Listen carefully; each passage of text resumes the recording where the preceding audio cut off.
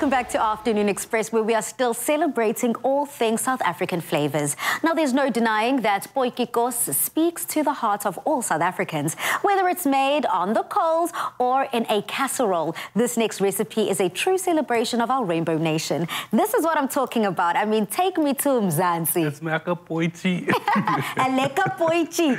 What goes into a potjie? So basically, we're making a beef pot at the moment. We got some mushrooms. You're just going to cut them in half for me while we're busy demonstrating everything else.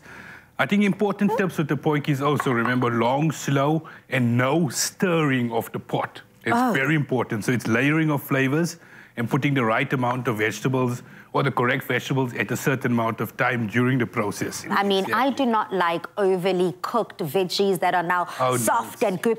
I don't want baby food. I want that crunch. So just think, if you got vegetables that's coming from the ground and ones that's already sprouting from the top, the ones on top are more softer, like your aubergines, your baby marrow, zucchinis, you know. Then your onions, your parsnips, your celery, your root, your potatoes, those are going to take a longer time to cook, so those should go in the beginning of your process. The root veggies. So root veggies first. Yeah, so we've browned this off. Obviously, we're not using a potjie pot at the moment, but you can do it in a Dutch oven, a casserole pot. It works exactly the same. You don't get that fire effect like you do outside, but you know, we all South Africans, we know the best methods outside.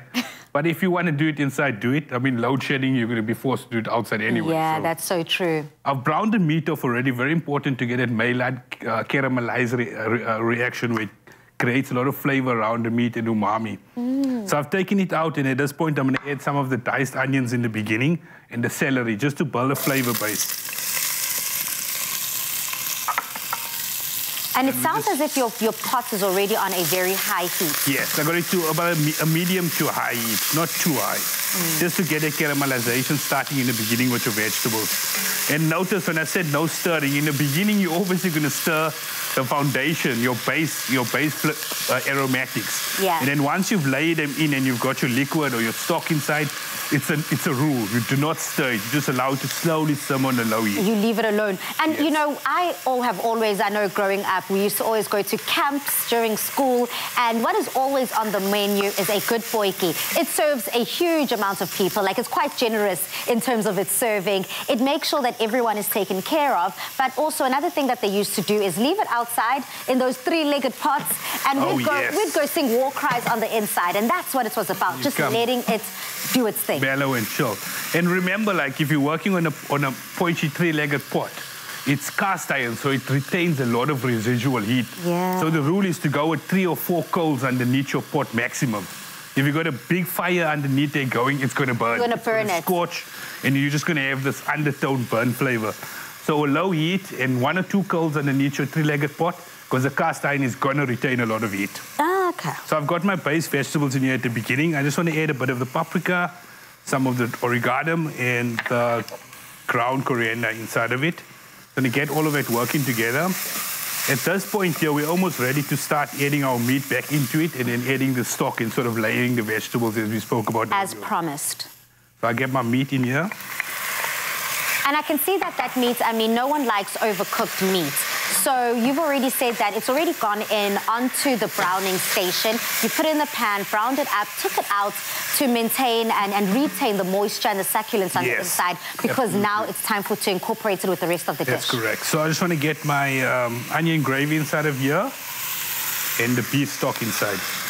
Because at this point now, we're not going to be stirring. We're just going to keep it slow of layering.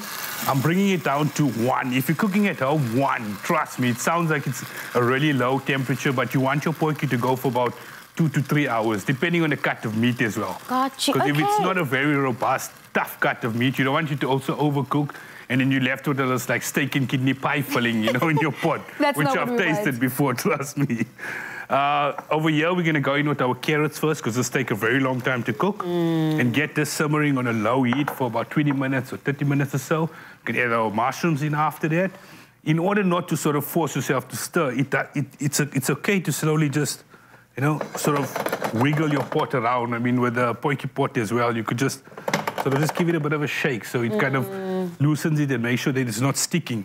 You can also, to maintain it, just put your wooden spoon in the middle of it, just to make sure it's not It doesn't stick at the bottom. The edges, yes. Okay, and then the sweet corns can easily start going in now, making sure that they cook all the way through. I mean, a potjie is a labor of love, and one thing about us, we do take our time when it comes to the kitchen, making sure that no step is missed. And if you want to make sure that no step is missed in your very own home kitchen, please do get this recipe over at afternoonexpress.co.za. Bravo, chef.